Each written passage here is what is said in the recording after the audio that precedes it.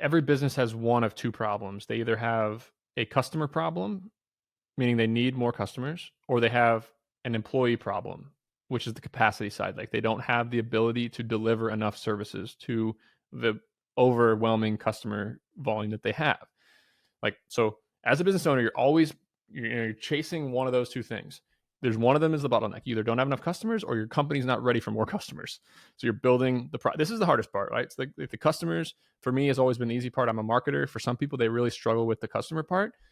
For me, it's the building the systems inside where you're reducing waste and you're allocating resources. And as a business owner, I always consider myself just an allocator of resources, period.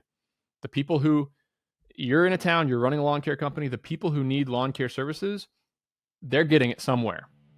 My job is to market to find them and then be more efficient in allocating resources, which are people and lawnmowers, to the ground to get that job actually done.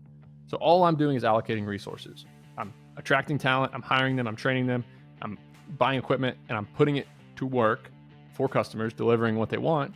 And that's the same for lawn care companies, consulting companies, manufacturing companies, any of it. So it's always a balancing act of customers or people. Neither one of them are easy.